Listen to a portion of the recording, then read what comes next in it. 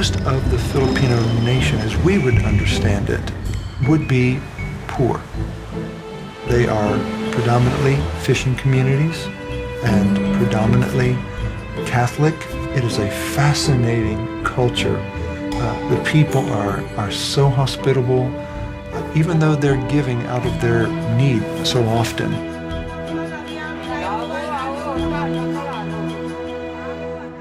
In the year 2002, a man named Fernando Impang came to us via the internet. What really impressed us with Fernando as we are interacting via email are the questions that he's asking about church planting, theological questions, and what was noticeably absent was repeated references for finances. So what we thought to do, the first step would be to invite him to one of our conferences. After the leaders' conference in April, there seemed to be something here. And so I went over with Lynn and with Tony Walsh from Vancouver, and it was really to see what was the breadth of Fernando's ministry and what he was like as a man. And we were quite impressed. We did a seminar there for pastors and had an excellent time and had a good time building a relationship with Fernando. His wife's name is Madeline, wonderful gal. Fernando has a big heart.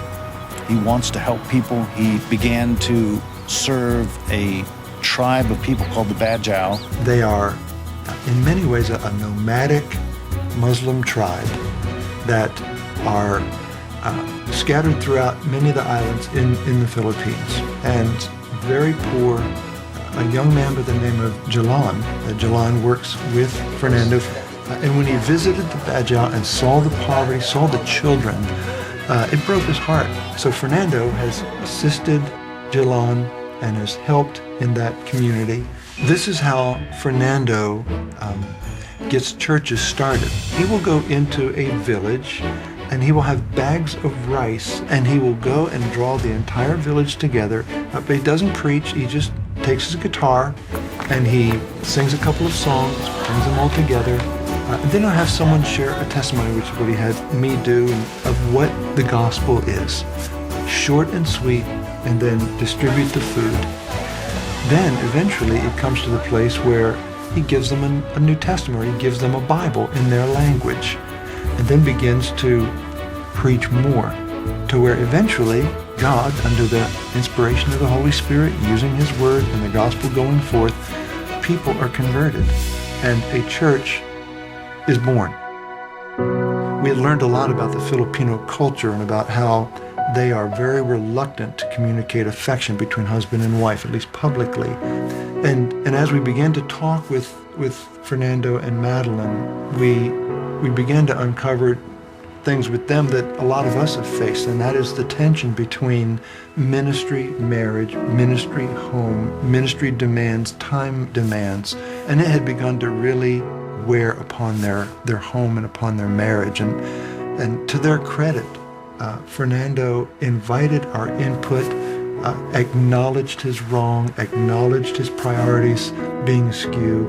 Well, the highlight was on Sunday before we left. He stood up in front of his church.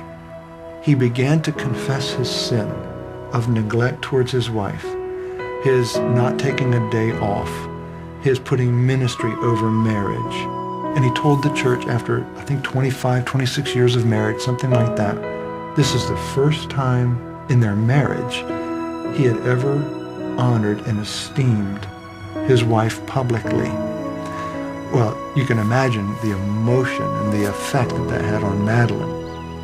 Our goal is not to continue necessarily taking multiple trips to the Philippines, as it would be in any place we go. Our desire is to see pastors raised up there that can really work with their own people, and to whatever degree we can serve them, help them, build with them, make them successful. That's our goal.